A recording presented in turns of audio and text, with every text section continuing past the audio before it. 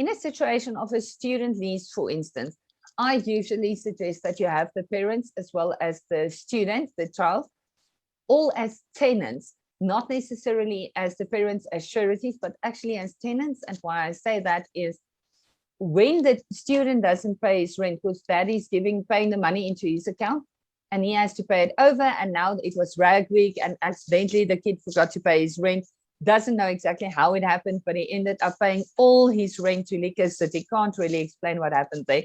He really thought that was his estate agent. And now he's not paying his rent. What you want is when you send the letter of demand, you want the parents to be aware of that. So that could also be the situation. But if this was the situation, the landlord would have placed both the parents and the kid on terms, cancel, and then I will evict him in any event. Or the other option is obviously a surety.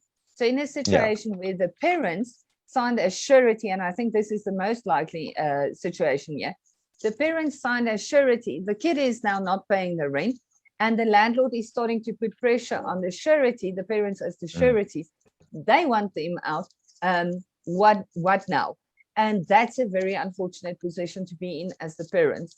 And the reason why I say that is if the landlord placed the child on terms now, evict him, but he still stays in the property for 3 or 4 months, all that financial obligation is going to fall squarely on the parents' shoulders as the surety. Yeah.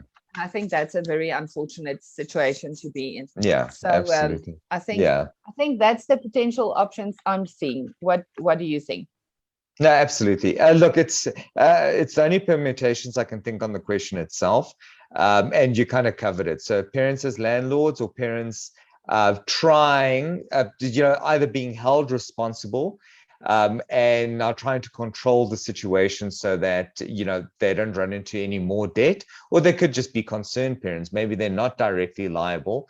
But I mean, the answer remains the same. If the landlord's the parents, follow the process. Duty of support could be an obstacle, maybe not, but I don't feel that it is, and neither do you, in the sense that if you have a room at home, like you're still taking care of them. And if the parents are literally just taking care of their student child who's staying somewhere else and they're not landlords, it would either be as co-tenants or sureties, in which event it does start becoming a bit difficult, because can a surety compel someone to do something? That's actually a very complex legal question. Can they force the person that they're covering in security to move out because they carry a form of liability?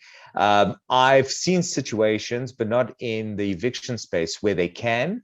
The main debtor, as it were, they can compel them to act in a certain way. But it'd be interesting whether in the evictional property space, you could actually compel someone to do something if they're falling into debt and you're being held in security or as security. Yeah, that's a tricky one. And I suppose that would go back to your deed of surety.